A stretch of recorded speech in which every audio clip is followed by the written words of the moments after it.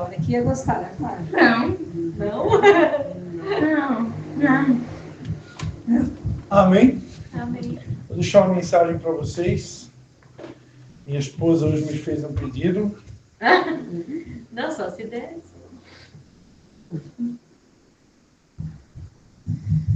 Eu vou tentar ser objetivo.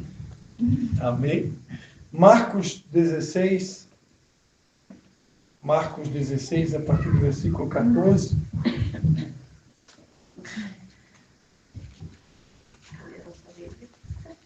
Evangelho de Marcos, capítulo 16, a partir do versículo 14.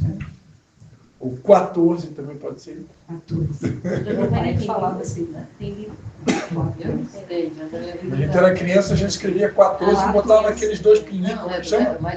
Era aqueles dois pinguinhos em cima que significava o que mesmo? Acento circunflexo? Não, não é assim. Aí como é que é? Não tem mais na língua portuguesa. Como é que é? Eu esqueci. Como é que era aqueles dois pontinhos que tinha? Aqueles dois Esqueci. pontinhos. Do quê? Na palavra 14, botava aqueles dois pontinhos. Não, não é três em reticências. cima. Reticências é no fim, os É no três final, pontinhos. 3 pontinhos. Eu Não esqueci lembro, mas também. agora saiu da língua Saiu da língua portuguesa. portuguesa. Eu não lembro mais nem o nome, não lembro. Nem eu. Já era. Mas é tipo reticências, é um nome difícil também. Tá, então vamos lá, Marcos 16, 14. Se eu trago, eu tenho que trazer o óculos. Eu também vou ler pra ela agora. Mesma coisa. Aí fica, por favor. Não enxergo mais nada, mas... Mais tarde, Jesus apareceu aos 11, estando eles à mesa, e lançou-lhes em rosto a incredulidade e dureza de coração, porque não acreditaram nos que o tinham visto, já ressuscitado. E disse-lhes: ide por todo o mundo e pregai o evangelho a toda criatura. Quem crer e for batizado será salvo, mas quem não crer será condenado. E estes sinais hão de seguir os que creem. Em meu nome expulsarão demônios, falarão novas línguas, pegarão em serpentes, e quando beberem alguma coisa mortífera, não lhes fará mal algum. Imporão a mão sobre os enfermos e os curarão. Amém? Amém. Senhor, em nome de Jesus, nós te agradecemos, Pai, pela oportunidade de compartilhar a tua palavra mais uma vez. E damos a ti, Espírito Santo de Deus, total liberdade nesse lugar. Fala conosco. Nós te pedimos em nome de Jesus. Amém. Amém? Eu bati na Bíblia aqui para acordar todo mundo. Está todo mundo acordado aí. A pessoa pregar para a gente dormindo. Então, amados, a passagem é uma passagem muito conhecida, né? Após a ressurreição de Jesus, muitas pessoas ainda estavam endurecidas, incrédulas. A palavra de Deus conta, né, de uma passagem tremenda, onde Jesus ele caminha, né, num caminho chamado o caminho de Emaús, né? E ele estava ali com 2 discípulos, ele já ressuscitado, vivo e a cores do lado dos camaradas, e os camaradas não perceberam que era ele, né? Tamanho a cegueira, pode-se dizer, né, daquele povo, que Jesus teve 3 anos e meio com ele, falou que ele era necessário que ele morresse, ele precisava ser levado até os líderes religiosos, ele deveria ser rejeitado pelos líderes religiosos, depois então ele seria traído, seria crucificado, iria morrer no nosso lugar, e depois ao 3º dia ele havia de ressuscitar. Mas mesmo tendo falado isso claramente e abertamente, a parte da ressurreição parece que alguns não gravaram, né? E isso aconteceu com aqueles discípulos no caminho de Emaús. Eles não perceberam que era Jesus, eles só perceberam quando eles foram partir o pão, né? Então aí a gente aprende a importância da mesa, né? A importância desse tempo de comunhão. Nos últimos anos, Deus tem falado muito sobre isso, né? Uma cantora brasileira que hoje mora nos Estados Unidos, né, chama Tamires Garcia, a maioria que conhece, né? Tem algumas músicas muito lindas, a Paty gosta de cantar algumas delas. E uma das músicas da Tamires Garcia que mais, vamos dizer assim, se destacou nos últimos anos, né? A música da mesa, né? Que ela fala sobre a tua mesa cura, né? E a mesa fala desse tempo, esse tempo de comunhão, tempo de relacionamento, né? A palavra de Deus diz no Salmo de número 128, é um salmo tremendo, uma promessa incrível, né? Bem-aventurado aquele que teme ao Senhor e anda nos seus caminhos. Comerás do trabalho das suas mãos, feliz serás e te irá bem. A tua mulher será como a videira frutífera aos lados da tua casa, e os teus filhos como plantas de oliveira à roda da tua mesa. Né? Então, há promessas para a família, para aqueles que temem ao Senhor, e a gente vê na palavra de Deus que há uma importância da mesa, né? Hoje, por que o Espírito Santo está direcionando essa conversa desse jeito, né? Porque hoje a gente vive um tempo que, devido ao século que a gente está vivendo, está cada vez mais difícil de se ter tempos à mesa. Lá em casa, por exemplo, nós temos a Patrícia trabalha fora, trabalha em uma outra cidade, né?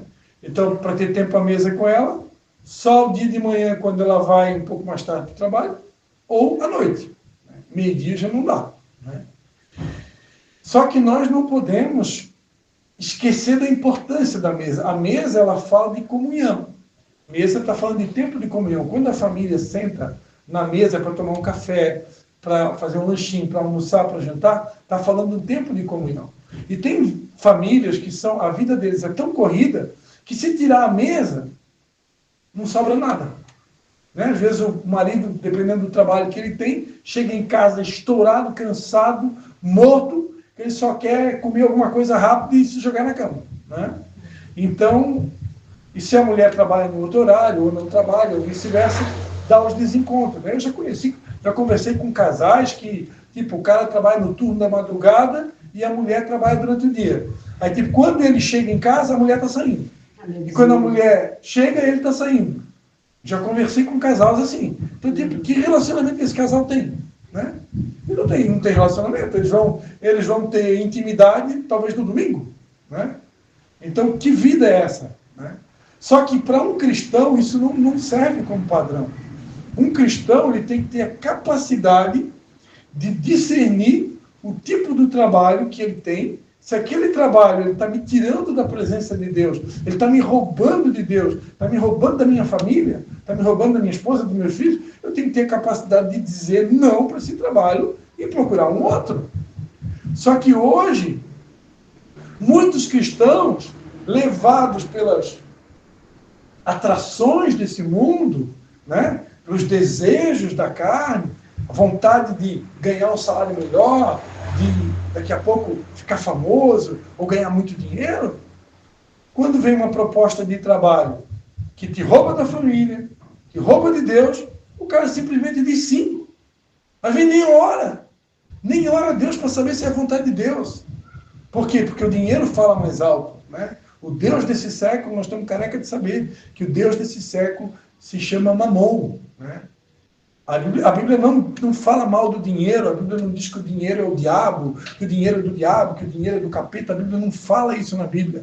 A Bíblia fala que o amor ao dinheiro é a raiz de todos os males. Então não tem nada de problema contra o dinheiro. O dinheiro, se for bem utilizado, se for bem administrado, dá para fazer muita coisa boa. Né? Ajuda, investe no ministério do pastor Cristo, que ele vai, né, está precisando, ele vai usar esse dinheiro, pode ter certeza. Em primeiro lugar, para trocar os pneus do meu carro, né, para começar por aí, né, e outras coisas mais. Né. Então, tem muita coisa para ser feito. Né. Agora, o problema é quando o dinheiro se torna um Deus, e aí eu vou simplesmente passando por cima de princípios, passando por cima de valores, passo por cima de Deus, passo por cima da Bíblia, tudo em nome do financeiro, tudo em nome de um ganho melhor, de um salário melhor. E nós cristãos, nós trabalhamos debaixo de princípios. Tem princípios que são inquebráveis. Eu não posso botar o meu casamento em risco por causa de um emprego. Não posso botar minha família em risco por causa do dinheiro. Não posso. Posso botar o meu ministério em risco. Né? É preferível eu trabalhar com algo que eu ganho muito pouco, mas que aquilo não me tira da presença de Deus, não me rouba da minha família. Daqui a pouco eu tenho um salário aí que eu vou ganhar 10 vezes mais do que eu estou ganhando hoje, só que aí eu não vejo mais a minha esposa, não tenho mais tempo para Deus. E aí? Deus está nesse negócio? E claro, existem tempos e estações, né? Que Deus também respeita, né? A nossa fase, né? A nossa fase que a gente está passando, né? Sim, bem lembrado pela Patrícia. Existem fases da nossa vida quando a gente ainda é jovem, né? Está começando o casamento, né? Primeiros filhos, né? Alguns estão ainda naquela situação do sonho de adquirir a casa própria, né? Então, quando a gente está vivendo essa fase da vida, eu acredito que Deus, na sua infinita bondade... Mas daí o casal em comum acordo, né? Isso. Que é diferente, né? Bondade, amor e misericórdia, a gente acaba meio que, às vezes, trabalhando um pouco a mais, passando um pouco até do limite, né, dos nossos limites, para poder adquirir o sonho da casa própria, o carro próprio, que são sonhos básicos do ser humano. E eu acredito que Deus até ele entende isso, né? Só que isso tem que ser uma fase. Isso não pode ser para sempre, né? Porque tudo que foge aos princípios de Deus, estabelecidos por Deus durante um período de tempo muito longo, vai acabar estourando em alguma área, né? Pode Eu me ver. lembro quando a gente se dedicava muito para o ministério lá em Nova Trento, né, os primeiros 7 anos ali. Nós fomos, depois a gente se mudou para São João, né? Aí chegou um casal, a gente saiu da Igreja Batista, tudo. Aí chegou um casal de pastores lá de Itajaí, pastor Vala, pastora Regina. Quando eles entraram na porta, eles foram lá assim para ver como nós estávamos, para cuidar do nosso coração. Eles pastorearam literalmente a nossa vida quando a gente saiu da Igreja Batista. Eles se preocuparam muito com a gente. Verdade. E eles foram até na nossa casa. E quando eles entraram, a mãe Cristina olhou para eles assim, vocês também vieram aqui roubar meu pai de mim? Olha. O desequilíbrio. Porque a gente não sabia dizer não, né? A gente ama o Senhor, a gente queria ver a glória de Deus, a gente queria ver todas as vidas salvas. Então, assim, eu era encontro todo final de semana trabalhando. Então, era sexta, sábado e domingo trabalhando no encontro. Segunda. Segunda. Se não era ele, era eu. Não, eu estava frente em São João, né? Que a gente não tinha que cuidar das duas. E aí, ela disse, olha o estado que minha filha estava, vocês também vão roubar meu pai de mim? Né? Não falou a mãe, falou o pai, né? Porque ela estava sentindo a falta do pai. Né? Porque era muito compromisso. Então, até para fazer a obra de Deus, a gente tem que ter equilíbrio. Até isso. Porque era todo final de semana um encontro para trabalhar. E ela, certo, ela pensava, meu pai não passeia comigo, minha mãe não vai no parquinho, não anda de bike. Criança sempre. Ausência do pai. Com Levi eu já fiz totalmente diferente. Eu disse muitos não. Senti dor no coração de dizer não? Claro que senti dor. Até pensava que eu estava desviada. Mas é que eu tive que dizer não. Tem uma história... Para poder estar com ele, ainda mais autista, né? Precisa de pouco mais de atenção. Eu acho que ele que me ensinou a ser mãe de verdade, assim, tá me ensinando ainda. Tem uma história de que uma mulher, ela fazia parte do ministério de intercessão, de oração de uma igreja, né? E essa mulher, ela orava muito. Ela ia para a igreja para orar de manhã, de tarde, de noite. Uma mulher de oração, a mulher do fogo lá, a mulher do coque, a mulher do reteté, né? E diz que a mulher orava muito. E até que um dia ela começou a ter problemas gravíssimos no casamento, né? O marido dela ameaçando de se divorciar. E ela então procurou o pastor da igreja. Eu estou me lembrando aqui quem é o pastor, mas não vem ao caso de citar o nome dele, né? E ela disse, pastor, não sei, pastor, me fala comigo o que está acontecendo, porque, poxa, eu sou uma pessoa que eu busco a Deus mais do que todo mundo. Eu venho na igreja todos os dias, eu venho de manhã, eu venho à tarde, à noite, eu oro sempre, e o meu marido está querendo se separar de mim, pastor. Como pode isso? Não tem mais ninguém que busca mais a Deus como eu, e o meu marido quer se separar de mim. Disse, mas pois é, esse é o teu problema. Vai para casa cuidar do teu marido. Que a mulher estava se mudando para dentro da igreja e esqueceu que ela tem uma família, que tem filhos, que tem marido, né? Então, é o desequilíbrio, né? Esse é o problema. É o que a Patrícia estava falando. Então, tem que ter equilíbrio, né? Só que tem o outro extremo também, né? O outro extremo, tipo, eu quero ser o melhor pai do mundo, o melhor marido do mundo, a melhor esposa. Poxa, eu cuido dos meus filhos como ninguém, eu cuido do meu marido, meu Deus, meu marido não quer outra mulher de jeito nenhum. E a mulher é a mesma coisa. Só que aí também não tem tempo nenhum para Deus. Né? Não faz nada para Deus. Então já é o outro extremo. Né? Então a gente precisa realmente buscar um equilíbrio. Eu, recentemente, de tempos em tempos, tem uma marca de shampoo que a gente usa, e esse shampoo ele vem com os nomezinhos, né? E tem um shampoo que ele vem com a marca Restauração. Né? De vez em quando a gente compra. E tem um outro shampoo que ele vem com o nome Equilíbrio. Né? Esse mês eu comprei o shampoo com o nome Equilíbrio. Né? E aí quando gastar, daqui a pouco eu não sei se eu vou comprar. Porque eu, como sou profeta, eu sou ligado em coisas proféticas. Então, eu fui lá e comprei. E aí eu estou ali lavando o meu cabelo, eu estou olhando para o shampoo, equilíbrio. E aí eu me lembro de Gálatas, né? A Bíblia diz que o fruto do Espírito, né, é mansidão, domínio próprio, fidelidade, alegria, fé, fidelidade, né? Então, a temperança, né? Que é o equilíbrio. Então, eu fico sempre ligado nisso, porque o mundo que a gente vive, inclusive a própria igreja, líderes religiosos, né? Muitas vezes tentam nos tirar esse equilíbrio. Né? Então a gente é solicitado de todos os lados. A gente é bombardeado de informações. E se a gente não tem intimidade com Deus, se eu não conheço a Deus, eu daqui a pouco posso me desviar por qualquer vento de doutrina, me desviar do centro da vontade de Deus. Então, eu hoje, com 50 aninhos de idade, eu entendo que Deus quer de nós um equilíbrio. Né? Eu comecei lendo para vocês uma passagem bíblica que ela fala da missão da igreja. Né? Jesus Cristo, quando ele ressuscitou, ele apareceu e para os seus discípulos ele disse, olha, agora eu vou para o Pai, né? Eu vou subir, mas eu vou deixar uma missão para vocês. Vocês vão por todo mundo, façam discípulos, né, de todas as nações, né? Preguem o Evangelho a toda criatura. Aqueles que acreditarem em vocês e forem batizados vão alcançar a salvação. Aqueles que não acreditarem em vocês vão ser condenados. Simples assim. Né? E aí ele fala que sinais vão seguir a gente, né? Que no nome dele nós vamos expulsar demônios, vamos falar em outras línguas, vamos pegar serpentes, vamos beber veneno, não vai acontecer nada. Baseado nesse versículo aqui, eu aceitei tomar a vacina da Covid, né? Eu tomei 2 doses, né? Hoje eu não teria tomado, mas na época, por causa dessa palavra, eu acabei aceitando. Mas graças a Deus estamos aqui, né? Eu não fiz. E porão a mão sobre os enfermos e eles serão curados. Aqui Jesus ele deixou a missão para a igreja. Então, essa missão ela precisa ser feita. Né? Eu preciso anunciar o Evangelho. Ah, mas eu não sou pastor, eu não sou mestre, eu não decorei a Bíblia toda ainda, eu nem li a Bíblia toda. Eu nem li o Novo Testamento, pastor.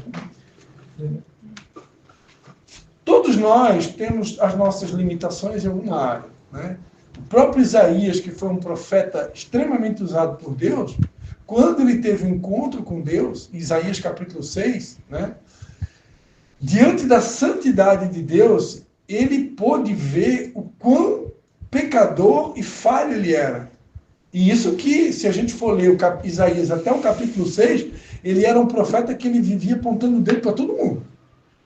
Se você for ler o capítulo 5 de Isaías, é chamado dos ais de Isaías, porque ele só fala, ai desse, ai daquele outro, ai daquele, ai do fulano, ai do ciclano. Né? Minha esposa sempre diz, né, que quando a gente fala ai, tem um dedo apontando para cima e 3, né, na nossa direção, né? E ele estava nessa, né? Ai de você, ai. Aí quando ele teve um encontro com a glória de Deus, ele disse, ai de mim. Ai de mim, né? Porque vou perecendo, né? Os meus olhos viram o rei. E eu sou um homem de puros lábios, né? Você tem uma boca muito complicada. E habito no meio de um povo de impuros lábios. Né? E os meus olhos viram o rei. Né? E o texto vai continuar dizendo. Eu vou abrir aqui para mim ler certinho aqui.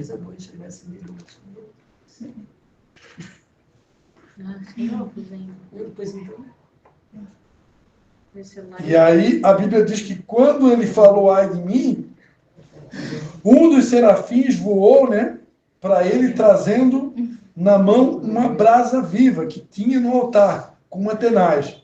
Com ela tocou a boca dele, né? E aí Deus falou assim, vê, isto tocou os teus lábios. E a tua iniquidade, né, o teu pecado foi tirado, e purificado o teu pecado. E depois disto, ele ouviu a voz do Senhor, que dizia, a quem enviarei? E quem há de ir por nós?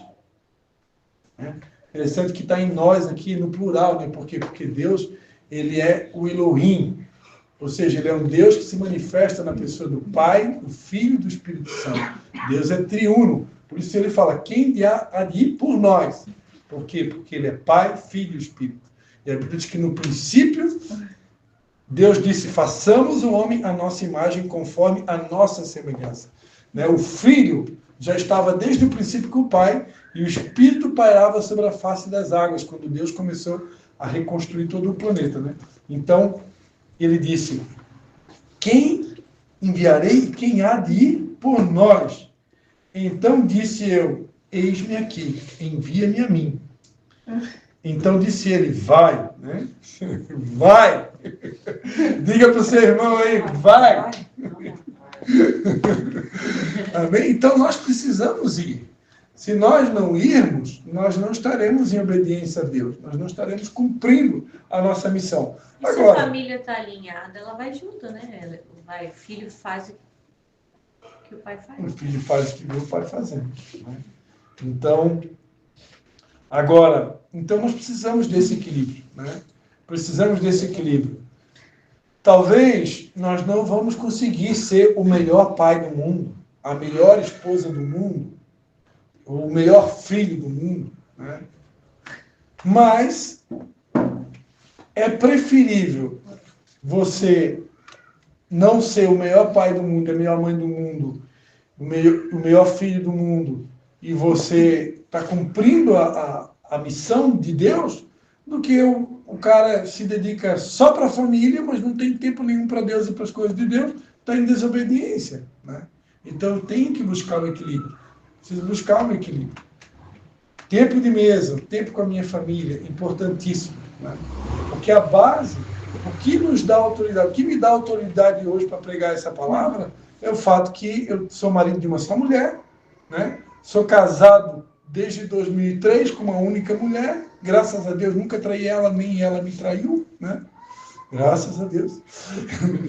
E estamos aí nos esforçando para dar um bom testemunho, ensinar os nossos filhos no caminho de Deus, né? Procurando, hoje, nós estamos muito próximos dos nossos pais, né? Eu no ministério, principalmente, ajudando os meus pais em Tijucas e Canelinha na igreja, a minha esposa ajudando a cuidar do pai dela e da mãe dela que mora na nossa casa, honrando o pai e mãe, né? Então a gente procura muito praticar isso, honrar pai e mãe, cuidar dos nossos pais, auxiliar os nossos pais, procuramos educar os nossos filhos, tentamos tudo que está dentro de nossas condições, né? Mas também sabemos, somos conscientes que nós temos uma missão. Né? E voltando aqui no caso de Isaías, Isaías se sentia incapaz, porque quando diante da santidade de Deus, ele olhou para ele e ele viu, meu Deus, eu sou um pecador. Como que eu, um pecador, vou poder continuar fazendo o que eu estou fazendo? Que era pregar o evangelho, pregar a palavra de Deus, né? E Deus disse para ele, Isaías, quem há de ir por nós? Né? Em outras palavras, todos pecaram e destituídos foram da glória de Deus. Então, pecadores todos são.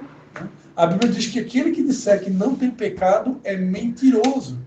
É mentiroso. Né? Às vezes, né,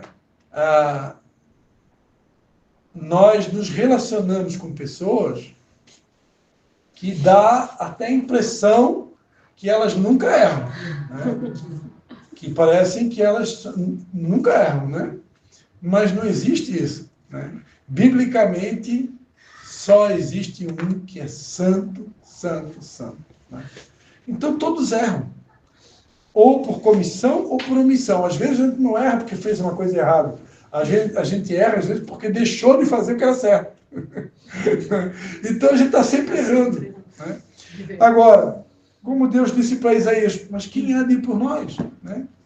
Se todos são pecadores e agora a obra de Deus vai parar? Não. Deus usa homens imperfeitos, né? Inclusive, a Bíblia diz que Deus escolheu as coisas loucas desse mundo para confundir as sábias, e as que não são para confundir as que são. Então, Deus gosta de usar pecador, coisa louca e coisa desprezível. Deus usa, né, o desprezível, o louco, né?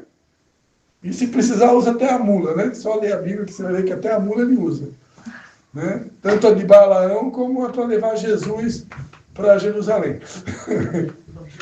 O jumentinho, né? Então Deus usa até o jumento. Então Deus usa quem quer, quem diz eis-me aqui. A verdade é que Deus quer usar a todos nós. E como que a gente vai fazer, cumprir a nossa missão? Simplesmente usando o dom que a gente tem, os talentos que a gente tem, os recursos que a gente tem, né? Quem são as pessoas que eu tenho em relacionamento? Quem são as pessoas que eu acesso, né? É que eu tenho condição de falar de Deus para o meu vizinho? Como é que está? O meu vizinho já é salvo? Né? Meus vizinhos?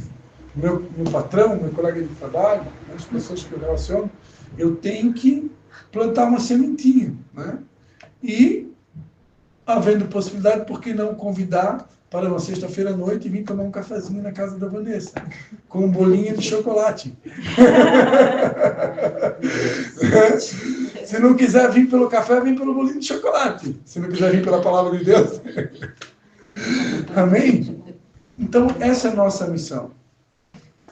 Para encerrar, eu queria dizer para vocês que essa semana, a irmã Leinha compartilhou um vídeo ali no nosso grupo, que aquele vídeo me sensibilizou muito, né?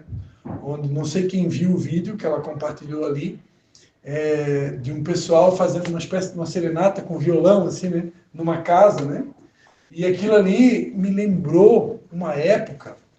Nós vivemos uma época que, se a gente tivesse numa célula e não tivesse visitantes, nós não fazíamos a célula. Nós fazíamos duas coisas. Ou a gente saía para visitar alguém conhecido das pessoas que estavam na célula, para poder pregar o evangelho para ele, né? Levava o violão, fazia uma serenata, ou fazia uma surpresa, ou a gente ia visitar algum irmão da igreja que estava fraco na fé, que estava meio desviado, que estava meio tristinho, meio uma deprê, né? Então, isso que a gente fazia. E quando eu vi aquele vídeo, eu confesso para vocês, na hora, eu me lembrei de tudo isso, passou um filme na minha cabeça, né? Então, eu quero dizer para vocês, nós estamos voltando ao primeiro amor. Hoje, pode-se dizer que a gente tem uma visitante aqui, né? Que a Anaís e a Vitória estão chegando, né? Estão chegando agora. Né? Mas elas já são do Senhor, né? Já conhecem a palavra, né? Então, eu quero anunciar aos senhores, né? A partir da próxima sexta-feira, nós vamos lançar esse desafio aqui na célula. Porque é um novo tempo que nós estamos começando. É um novo tempo que a gente está vivendo. Então, nós estamos voltando literalmente ao tempo de primeiro amor. É o que Deus tem falado no meu coração. Então, a partir da próxima sexta-feira, se nenhum de nós aqui conseguir trazer nenhum visitante, nós vamos sair daqui. A gente vai procurar alguém da igreja para visitar, ou alguém que a gente conhece, e Deus vai tocar no coração de alguém aqui, e vamos lá fazer uma serenata, vamos fazer uma surpresa, vamos fazer alguma coisa. É isso que ele vai fazer. Mas ele não vai mais aceitar que a gente permaneça estabilizado, né? Eu entendo que até aqui a gente viveu um tempo que eu comparo na Bíblia ao nome de uma cidade chamada Gilgal, né? A Bíblia fala em Josué, se não me engano, capítulo 4 ou capítulo 5 de Josué, a Bíblia fala que quando estava próximo, estava se aproximando a hora do povo de Deus entrar nas cidades para conquistar as cidades, porque Deus havia prometido que eles iam conquistar a cidade, terra que manda leite e mel. Antes deles entrarem na cidade, eles não estavam prontos ainda para entrar na cidade. Estava faltando ainda uma coisa. Eles precisavam ser circuncidados. E o que significa ser circuncidado? Significa que eles precisavam entrar em aliança com Deus. E naquela época, a aliança era feita da seguinte maneira, né? O menino macho, ele era feito um cortezinho no órgão genital do menino, né? E aquilo ali era o sinal da aliança daquele homem, que era o chefe de família, o menino, né, que futuramente seria o chefe da família. Era o sinal da aliança com Deus. Então, todos tinham que ser circuncidados. Aqueles que não foram circuncidados à época de Moisés, precisavam ser circuncidados agora na estação de Josué, né? E só que depois da circuncisão, eles precisavam esperar um tempo para sarar. E esse tempo que eles ficaram esperando sarar, eles ficaram numa geografia chamada Gilgal. E Gilgal, engraçado que na Bíblia nada é por acaso. Gilgal significa círculo. A palavra Gilgal significa círculo, ou seja, mesa, comunhão. Lembra que a gente falou da comunhão? Lembra que a gente falou da mesa? Né? Então, Gilgal é lugar de mesa, Gilgal é lugar de comunhão, Gilgal é lugar de fazer aliança. Então, eles esperaram ser sarados. Eu acredito que nós estávamos nesse lugar. Nós estávamos nesse lugar. Parados, sendo curados pelo Senhor, sendo tratados pelo Senhor, devido a tantas circunstâncias que nós enfrentamos nos últimos anos. E agora está chegando um tempo que realmente nós precisamos entrar em aliança com Deus em primeiro lugar, porque Ele tem uma aliança conosco. Diga-se de passagem, né? Quando a gente toma ceia, nós estamos renovando a nossa aliança com Deus. Esse é um dos principais significados da ceia. Né? Por quê? Porque Ele já tem uma aliança com a gente. Só que tão importante quanto Ele tem uma aliança conosco, nós também temos uma aliança com Ele. Então nós temos que essa aliança precisa ser renovada. Inclusive, na próxima célula nós vamos fazer a ceia. Me lembrem, né? Que precisamos fazer. Isso é mandamento, isso é uma ordem bíblica. Né? Cris, semana que vem eu não vou estar. Tu não vai estar aí? Está lá em Itapema? Não tem problema. Vai estar na tua missão, tu vai estar na missão em Itapema e nós estamos na missão aqui. Né? A missão não para. Jesus mesmo disse, de agora por diante andarão os dois separados. Né? Está escrito na Bíblia, né? Então, mas é separado só de geografia. Propósito e missão é a mesma. Né? É porque Deus disse ide, né? Então, era para mim estar lá hoje também, porque tinha chá de bebê, né? De uma delas lá. Mas aí eu disse que não. Então, amados, nós vamos entrar em aliança e para poder cumprir a nossa missão. Né? Invadir. Já começou, né? Que já fomos lá na casa da Cida, né? Já teve isso, exatamente, né? Exatamente.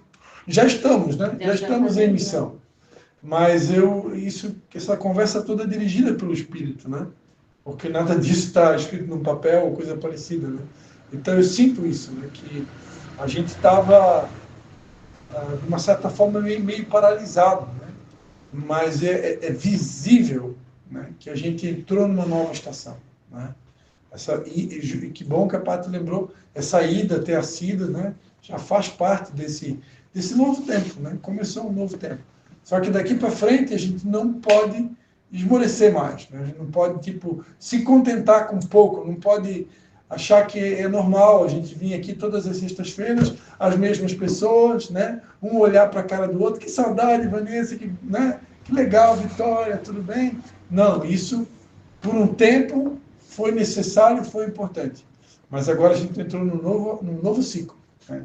E nós precisamos ir, né? Ir e fazer discípulos. Ou nós trazemos eles até aqui, na casa do Mateus e da Vanessa, ou nós vamos atrás deles, né? Porque só tem essas duas possibilidades, não tem outra. Porque nós precisamos cumprir a nossa missão. Amém? E assim a gente vai em equipe, né? A gente vai pescar de rede, né? Vai pescar de rede, que é melhor que pescar em anzol. E se tem alguns aqui de nós que são um pouquinho mais tímidos, né? Quando ele vai de rede, aí ele perde a timidez, né? Porque aí tem o pastor Cristian que fala para todo mundo, está tudo resolvido. Amém? Amém. Vamos ficar de pé? Queria dizer, meu pai. Acho que é a escala de carinhos. Ai, glória a Deus. Pastorinha Patrícia, ora para nós de novo aí. Alguém quer algum pedido de oração?